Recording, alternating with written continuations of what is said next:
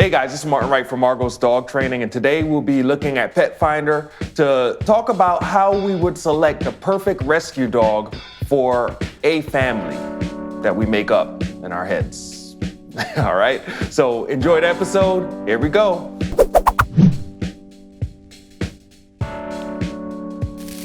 Okay, so here we are. We're at Petfinder. So I like Petfinder.com. That's where I got my dog, Mighty Bones. I got him from Petfinder.com. So there's a lot of different things and options on this. Find a pet. That's a good place to start. Find a dog. Excellent. So now we have found a pet and we're looking for a dog, and here they are. So this is 3 miles, I guess 2-3 miles away from my house. That's how it's set up now, but we could set it so that way it goes as many miles as you want to go away from your house. And right here, as we could already see, there's a bunch of young dogs or a bunch of dogs here. Hard to tell how young or how old they are. When I click that description to see what happens, I might pay a few seconds of this video just to see what it is. And here we go. All right, so it looks like it's a boy in the video. He's hugging the dog, he's petting the dog. Dog looks fine with this particular boy, all right? I'm gonna stop here, pause that, and I'm gonna click one of these arrows. Oh, there's a photo of him. He's laying on a mat. There's a Kong. I count 2 toys at least. He's also on leash. It's a still photo, so you can't tell much from it. Going on, he looks like he's chewing something in the play pose. It looks like a toy. It doesn't look like anything negative. Going on, another picture of the dog laying down.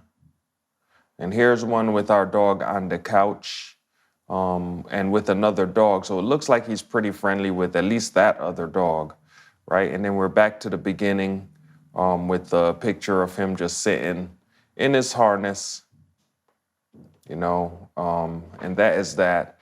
I'm gonna close this window here, and we're gonna go ahead and look at some of the information because it has Zeus, read description, all right? So he's a mixed breed dog. He's in Boston, Massachusetts. He's young, he's a male, and he's medium. I guess medium here means size. And then it says house trained. Yes, that's tricky because when I think of house trained, I mean completely house trained. It does not mean that the dog does not go to the bathroom in the house. When a lot of people say house trained, what they really mean is the dog doesn't go to the bathroom in the house, but they will steal stuff from your counter. They will knock over your trash, possibly. So it says house trained. I'm not sure exactly what that means, but I'm going to continue anyway. It's a healthy dog. Up to date on vaccinations. He has been spayed/neutered. In his case, it is neutered. He's good with other dogs and with children, according to what they're saying here. And they prefer a home without cat. All right. Going on to read more. Only apply if you have another dog. That's strange. All right. I'm giving this dog a home. So why can I only apply if I have another dog? That's strange, and I don't understand what that's about. I mean, if you want the dog to be saved, I would assume that you wouldn't care if the person has another dog once they have other things in place. But anyway, this handsome boy is rescued in Puerto Rico after being abused and neglected by his prior owners. All right, so there's a lot there to unpack as a dog trainer looking at that. One is that the dog was in Puerto Rico, now it's in Boston. The climate is way different. I know from island dogs, from being on islands and seeing how dogs can be, a lot of the dogs are semi-feral, might be a little bit wild. And that could be a problem if I have 2 kids that are like 5 and 7 years old. I just want a dog just to pet and just to walk around with on leash and to walk the kids with. I don't really want necessarily a feral animal. Not to say that this dog is. We're not saying that it is, but there's a chance there that it could be. And then after being abused and neglected, I'm going to want to see documentation on that. I want evidence that the dog actually was abused and neglected. I see that a lot when you're dealing with shy dogs, and there's just no proof of it. So I want to check that out. But if I have two kids that are 5 and 7 years old, and I read that, I have to think that I'm bringing that dog that has been abused and neglected into my home to socialize and to be around my children. There's going to be scars because of that. There's going to be prior associations because of that, and that could cause a lot of problems. So right there, if I have a young child, this dog already has like an asterisk next to his name just because of what they have told me about him already. Here, it goes on to say he's about 1 year old, about 30 pounds, located in a foster home. He's great with family dog, great family dog, excuse me, not great with family dog. Okay. Very scared of strangers. Now, that's common for feral dogs, dogs that have been domesticated and maybe spent a couple generations out on the streets in the wild.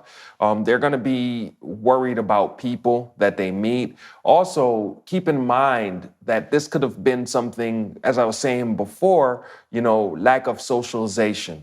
So this could be a problem with a 1-year-old dog that's almost an adult. This could require serious work before you could have guests come into your house. Before you walk the dog on the street and he sees strangers from everywhere, we might need to do some preliminary work to start off with. So very scared of strangers, and they capitalize the whole word very, right? Needs, that's also capitalized. Quiet home with limited visitors. All right, so they're already putting in. So I can't even be upset at this person from what I'm reading so far if the dog looks like this, right? Needs a quiet home with limited visitors. He will growl at new people in the house. So I like the way that they're being straight and upfront. I'm still not sure. Nothing here makes me think that the dog was necessarily abused or neglected. But yeah, 100% vetted. You would definitely talk to the person who's putting this post to find out what vetted means. Vaccinated, I understand that. Neutered and microchipped. Okay, I understand that. Needs, this is in capital letter again, another dog. Why? Why does this dog need another dog?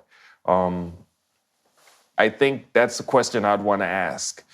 So that's Zeus. The question you might have when you look at a handsome dog like Zeus is, can these things be fixed? And the answer to that is, in a lot of cases, I'd almost say most cases, yes.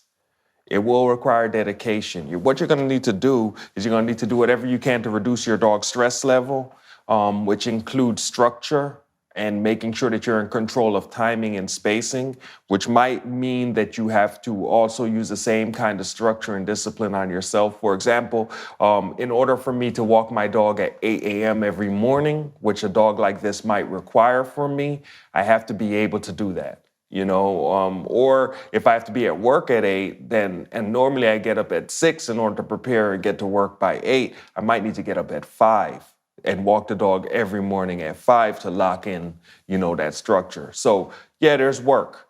You might need to train the dog. When you're dealing with a problem dog, when you get up there to the difficult problems, like this is a pretty difficult, from what they described here, it could be a pretty difficult problem. When you get up into those more difficult problems, the success of the dog depends on the technical skills of the owner, which require time and effort in order to be able to develop, So you're going to have to put in some time there. In order to learn these skills fast, you're going to have to hire somebody, hopefully, to train you and teach you and train with you and work with you with the dog. That's going to be an added expense for cost. Even with all these things and the best trainer helping you with the dog and your dedication, there are some dogs out there that, the best hope is to manage them, at least in my experience. There might be other trainers who can find other ways or know something that I don't, but in my experience, sometimes the best hope is that that you're just going to have to manage this dog for life, and you can't really expect the dog to turn around and end up, being like Fluffy in the park and just bouncing around because of the 1 year.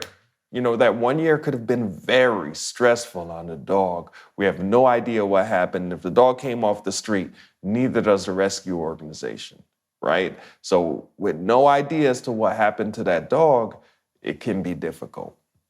I hope Zeus finds a family. He looks like a nice dog. All the pictures, he looks friendly, he looks happy.